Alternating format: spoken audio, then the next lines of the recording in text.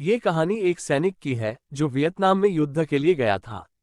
युद्ध समाप्त होने के बाद जब उसके घर लौटने की बारी आई तो उसने अपने माता पिता को सैन फ्रांसिस्को से फोन किया। माँ और पिताजी, मैं घर आ रहा हूँ, लेकिन घर आने से पहले मुझे आपसे एक बात पूछनी है। मेरा एक दोस्त है जिसे मैं अपने साथ घर लाना चाहता हूँ। क्या मैं उसे ला सकता हूँ? बिल्कुल बेटा, ये भी कोई पूछने की बात है। हमें तुम्हारे दोस्त से मिलकर बहुत खुशी होगी, माता पिता ने जवाब दिया। लेकिन पहले एक बात आप लोग जान लें, सैनिक बोलता गया, युद्ध में वो बहुत बुरी तरह घायल हो गया है। उसने एक बारूदी सुरंग पर पैर रख दिया था और उसमें उसने अपना एक हाथ और पैर गंवा दिया है। उसके पास कोई जगह नहीं है जहां वो जा सके, इसलिए मैं उसे अपने साथ रहने के लिए लाना चाहता हूँ। उसकी यह बात सुनकर उसकी माँ बोली, बेटा, तुम्हारे दोस्त के बारे में जानकर हमें बहुत दुख हुआ। हो सकता है हम उसके रहने के लिए कोई जगह तलाश कर सकें। नहीं माँ, मैं चाहता हूँ कि वो हमारे साथ रहे। लेकिन बेटा, अब पिता ने कहा, तुम समझ नहीं रहे हो कि तुम क्या चाह रहे हो। इस तरह का अपाहिज व्यक्ति हमारे लिए कितना बड़ा बोझ होगा।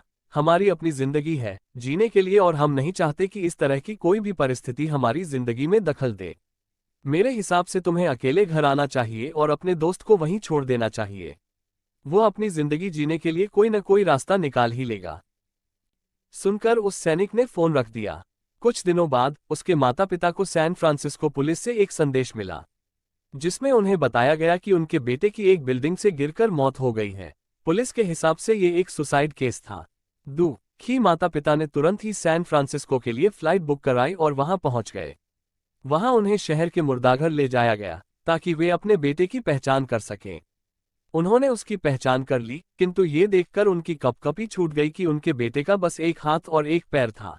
दोस्तों, इस कहानी में जो माता पिता हैं, वे हम में से बहुत से लोगों की तरह हैं, जो अपनी सुविधाओं को सबसे अधिक महत्व देते हैं। वे उन लोगों से प्यार करना या रहना या समय बिताना चाहते हैं जो दिखने में अच्छे हैं, स्वस्थ हैं या फिर जिनके साथ रहकर उन्हें मजा आता है। वे ऐसे लोगों को पसंद नहीं करते जो देखने में स्वस्थ, सुंदर या स्मार्ट नहीं है या जिनके साथ वे मजा नहीं कर पाते या जो किसी भी रूप में उनके लिए असुविधाजनक हैं। वे ऐसे लोगों से दूरी बनाकर रखते हैं।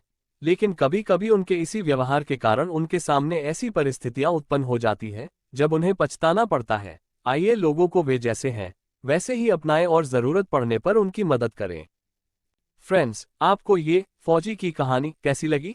आप अपने कमेंट्स के द्वारा हमें अवश्य बताएं। ये soldier story in Hindi heart touching पसंद आने पर लाइक और शेयर करें। ऐसी ही और emotional, heart touching stories, moral stories, motivational stories और किड स्टोरीज इन हिंदी पढ़ने के लिए हमें सब्सक्राइब कर लें। थैंक्स।